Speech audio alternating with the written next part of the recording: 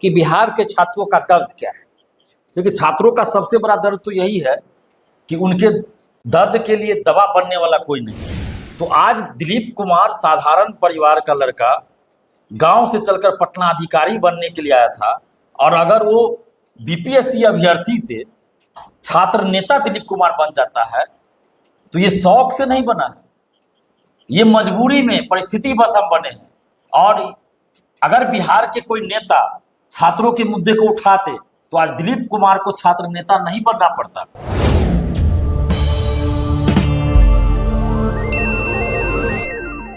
नमस्कार, द देसी अड्डा पर आपका स्वागत है। मैं हूं राकेश तिवारी। देखिए, आज हमारे साथ बगल में बैठे हैं छात्र नेता दिलीप कुमार। आज यदि मैं छात्र नेता इन्हें बोल रहा हूं तो ऐसे ही ये छात्र नेता नहीं बन गए, बल्कि इसके पीछे संघर्ष की एक कहानी है। एक ऐसी कहानी जिसे आप जानेंगे तो आप समझ पाएंगे कि बिहार के छात्रों के दिल में कौन सा दर्द है, बिहार के छात्र आज किन परेशानियों से जूझते हैं, बिहार के छात्र आखिर जाएं तो किसके पास जाएं। तो दिलीप जी, आपका स्वागत है। जी, बहुत बहुत धन्यवाद। दिलीप जी, आप ऐसे ही छात्र नेता नहीं बने होंगे, बल्कि इसके पीछे एक कहानी होगी। कौन सी कहानी है वो?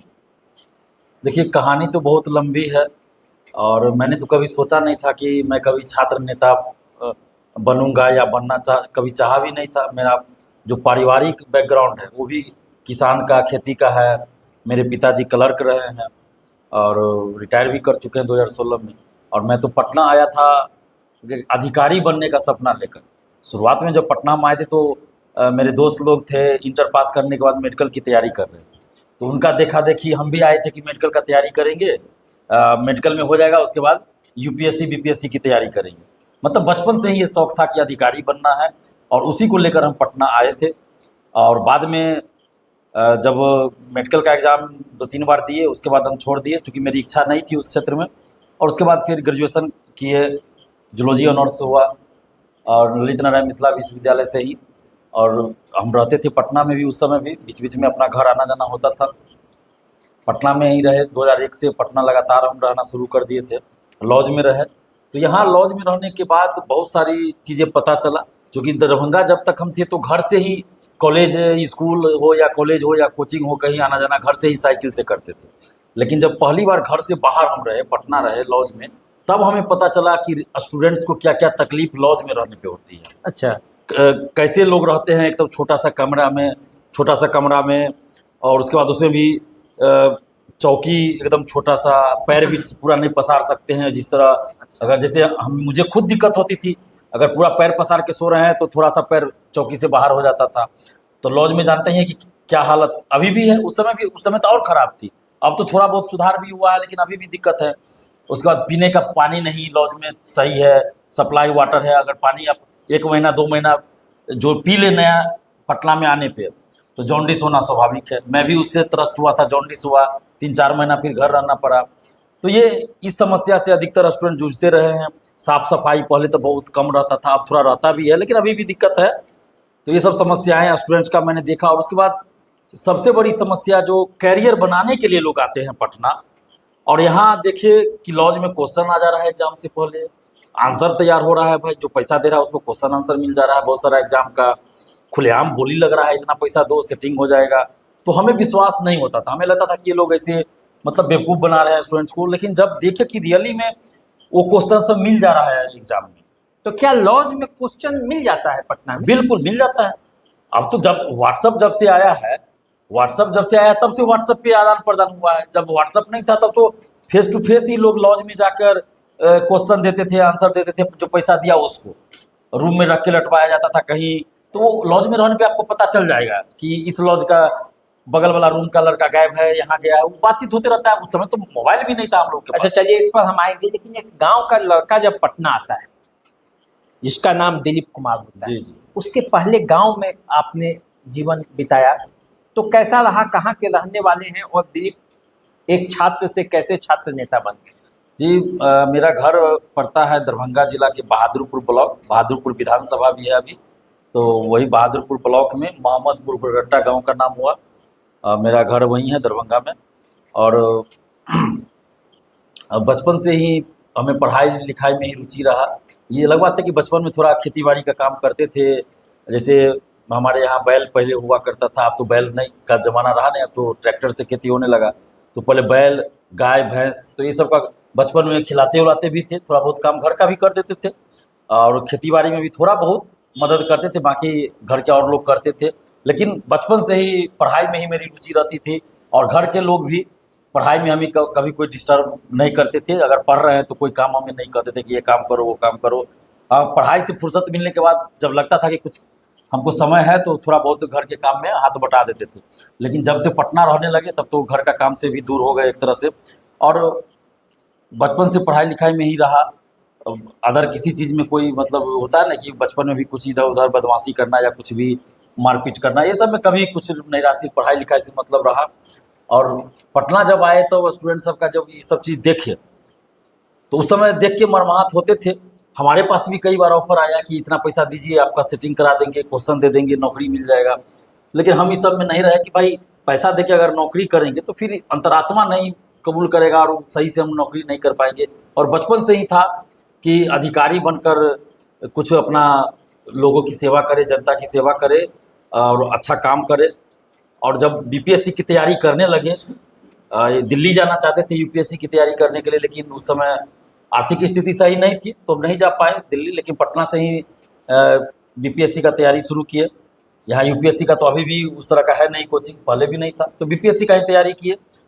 सपना तो था यूपीएससी, लेकिन नहीं हो पाया। बीपीएससी में दिए तो रिजल्ट हुआ भी, फाइनल नहीं हुआ लेकिन पीटी हुआ, मेंस दिए। उसी समय से जब देखे कि भाई जो लोग हमारे साथ अगल बगल देख रहे हैं लॉज में या कहीं भी, जो पढ़ने में ठीक नहीं है और पहले से बोल रहा है कि इतना पैसा दे के सेटिंग हो रहा है, हम करवा रहे हैं, और बाद में देख रहे हैं कि वैसे लोगों का हो भी जा रहा है, तो तब लगा कि ना भाई कुछ तो गड़बड़ है। उसके बाद परीक्षा हो जा रहा है तो रिजल्ट नहीं आ रहा है, कभी परीक्षा नहीं हो रहा है, तो उस सब चीज़ को लेकर धीरे धीरे हम लोग आंदोलन किए अभ्यर्थी के रूप में। और करते करते ऐसा हो गया कि फिर बीपीएससी के लिए आंदोलन किए, फिर दरोगा का पेपर लीक हो गया, उसके लिए आंदोलन में भाग लेते थे हम भीड़ के रूप में, हम भी रहते थे एक अभ्यर्थी के रूप में। लेकिन उसके बाद अब जैसे कहीं अपनी बात हम रखते थे तो स्टूडेंट सबको लगा, पता नहीं क्या लगा मेरे अंदर, तो वो लोग हमको एक तरह से होता है ना कि लीडरशिप आप ही कीजिए, नेतृत्व कीजिए, जबरदस्ती मतलब एक तरह से धकेल देना। मतलब बोलने वाले थे, आप बोलते थे, मुद्दों पर आवाज उठा। बिल्कुल, जो मेरे दिल में रहता था कैमरा के सामने वही बोलते थे। कैमरा के सामने जो बोले, सार्वजनिक जीवन में जो बोले वही मेरे अंदर भी था, वही पीठ पीछे भी वही रहेंगे। तो ये सब चीज़ स्टूडेंट सब देखते भी थे जो हमारे साथ रहते थे, तो उन लोगों को लगा होगा। और जिस तरह से हम शुरू से ही निडरता के साथ अपनी बातों को रखे हैं, चाहे कोई नेता रहे, कोई अधिकारी रहे, जो जैसा है वैसा हम बोलते रहे, तो इन सब चीज़ों को देखकर स्टूडेंट्स हमें आगे कर देते थे हर चीज़ में। तो उसके बाद धीरे धीरे हम आंदोलन का नेतृत्व करना शुरू कर दिए। 2019 से आंदोलन का नेतृत्व शुरू किए। उससे पहले हम अभ्यर्थी के रूप में आंदोलन करते थे, लेकिन 2019 से आंदोलन का नेतृत्व करना शुरू किए, बीपीएससी 64वीं से। उसके बाद फिर दरोगा का पेपर लीक हुआ 2446 का, उसका हम अपने ही नेतृत्व में आंदोलन किया, हमने ही आह्वान किया आंदोलन का। उसके बाद से छात्र नेता के रूप में हम मतलब लोग हमको पुकारने लगे, जैसे मीडिया बंधु भी छात्र नेता लिखना शुरू किए और स्टूडेंट लोग भी छात्र नेता कहना शुरू किए। तो शुरू में हमें बहुत खराब लगता था, अगर कोई छात्र नेता कहते थे तो हम मना करते थे कि नहीं छात्र नेता मत बोलिए, मेरा नाम दिलीप कुमार है, आप दिलीप कुमार बोलिए, छात्र नेता मत मेरे नाम के आगे लगाइए। लेकिन मीडिया के लोग भी बोलते थे जो काम आप कर रहे हैं वो छात्र नेता का काम है, तो हम स्वतंत्र हैं, हम लगाएंगे। तो हम कहे कि भाई आपको तो हम रोक नहीं सकते, हम अपील कर रहे हैं सिर्फ आपसे। तो बुरा लगता था क्योंकि छात्र नेता शब्द या नेता शब्द को इतना बदनाम कर दिया गया कुछ लोगों ने अपनी हरकत से, कि इसके चलते हमें भी शुरू में बहुत दिक्कत होती थी। बहुत सारे लोग बोलते थे कि नेता बनने के लिए आया है तो फलना पार्टी के लिए काम कर रहा है, तो पढ़ने में मन नहीं लगता इसलिए काम कर रहा है। होता है शुरू में, चूंकि पहले ऐसा हुआ है कि छात्र नेता लोग ऐसा करते थे, अभी भी कर रहे हैं बहुत सारे लोग, कि आंदोलन के नाम पे पैसा वसूल रहे हैं, केस के नाम पे पैसा वसूल रहे हैं। अभी भी बहुत सारे स्वघोषित अपने आप को छात्र नेता कह देते हैं कि हम छात्र नेता फलना कुमार, छात्र नेता फलना चिल्ला, केस के नाम पे पैसा वसूल रहे हैं। पैसा केस भी नहीं कर रहे हैं, पैसा वसूल रहे हैं, टीचर बहाली में हो या बीपीएससी में उम्र सीमा के नाम पे हो, बहुत सारे मैटर पे सीटेट अपियरिंग के नाम पे पैसा वसूल रहे हैं कि केस करेंगे, केस भी नहीं कर रहे हैं, कभी आंदोलन के नाम पे पैसा वसूल रहे हैं। तो उस सब के चलते लोग संदेह की दृष्टि से हमको भी देखते थे, निश्चित रूप से। लेकिन जब धीरे धीरे हमने आंदोलन किया, नेतृत्व किया, सब लोग देखे कि ना भाई पैसे की मांग कर रहे हैं, ना कुछ आंदोलन कर रहे हैं और शुरू में लगा लोगों को भी, अधिकारियों को भी, सरकार को भी कि ये किसी पार्टी के लिए काम कर रहा हो, लेकिन जब बिहार में सरकार बदली तब भी हम वही रुतबा से काम कर रहे हैं, उसी जोश से काम कर रहे हैं कि महागठबंधन की सरकार रही हो या एनडीए की सरकार, हम स्टूडेंट के लिए लड़ते रहे, पेपर लीक के खिलाफ मुखरता से आवाज उठाते रहे, आंदोलन करते रहे। और 2446 बहाली में जो धांधली हुआ उसके खिलाफ जब आंदोलन किए तो हमें 15 दिन के लिए जेल भेज दिया गया। उससे हमारा मांग था पेपर लीक की जांच हो, उसके बाद पारदर्शिता लाई जाए, धांधली सेटिंग रुके, महिला आरक्षण का लाभ सिर्फ बिहार की महिला को मिले, ये सब मुद्दा था हमारा। तो हमें 15 दिन के लिए जेल भेज दिया गया। उसके बाद फिर भी हम नहीं रुके, जेल से बाहर आने के बाद भी हम आंदोलन करते रहे, जो भी छात्र का मुद्दा होता था उसको उठाते रहे प्रमुखता से।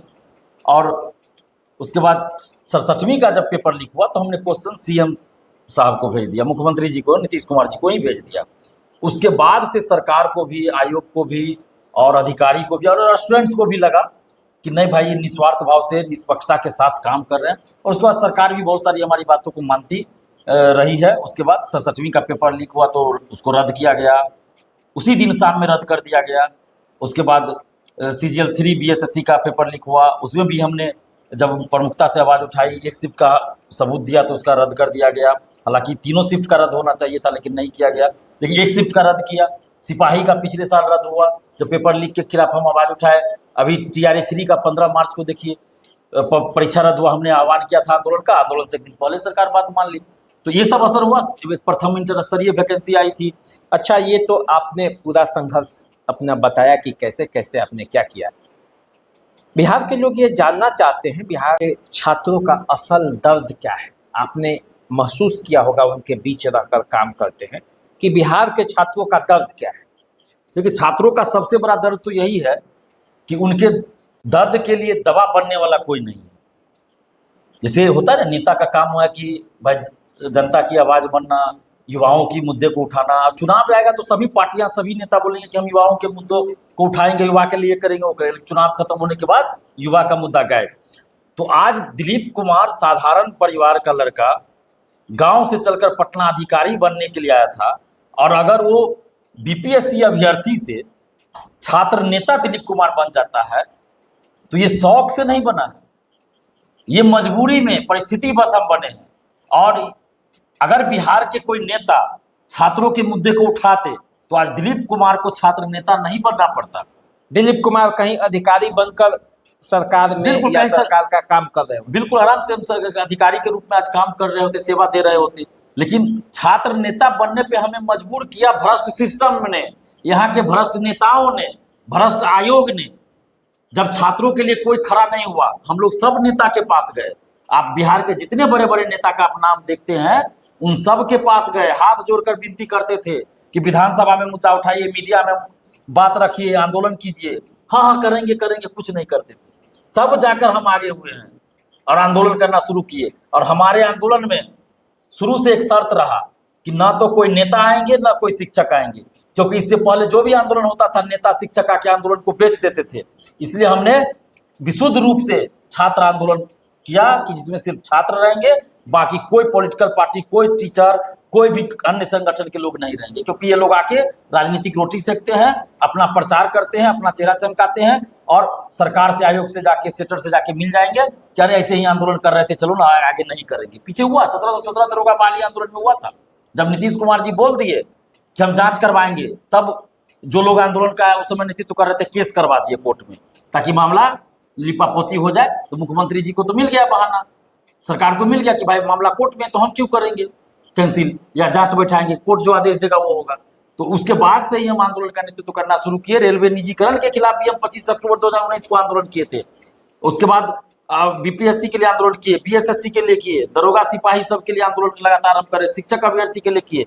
तो आज दिलीप कुमार अगर छात्र नेता बन गया तो ये मतलब एक तरह से तो आप कह देंगे, अभी ये लोगों को लगा कि बहुत अच्छा कर रहे हैं दिलीप कुमार, ये तो छात्र नेता के रूप में। लेकिन ये कोई शौक से नहीं या पारिवारिक पृष्ठभूमि से नहीं बने, मजबूरी में बने, परिस्थिति बस बने, भ्रष्ट सिस्टम के खिलाफ लड़ते लड़ते बने। तो ये दर्द हमें भी महसूस होता है और छात्रों को कितना महसूस होता होगा। और छात्र को एक उम्मीद लग गया, विश्वास हो गया कि नहीं दिलीप कुमार हमारे लिए आवाज उठाते हैं। आप देखिएगा जब भी कोई आंदोलन होता है, तो जब मेरा वीडियो चलता है किसी भी चैनल पे, तो कितना कमेंट आता है स्टूडेंट्स का। अभी लोकसभा चुनाव था, तो हजारों स्टूडेंट्स का कमेंट आ रहा था कि चुनाव लड़िए, चुनाव लड़िए। और जब शुरुआत में हम आंदोलन करते थे तो कुछ स्टूडेंट्स भी और कुछ शिक्षा माफिया कमेंट करते थे कि तो नेता बनने के लिए आंदोलन कर रहा है, तो फलना पार्टी का एजेंट है, तो चुनाव लड़ना चाह रहा है। 2020 चुनाव चला गया, हम नहीं लड़े। 2015 का चुनाव हुआ, 20 का चुनाव हुआ, 2024 का लोकसभा चुनाव हुआ।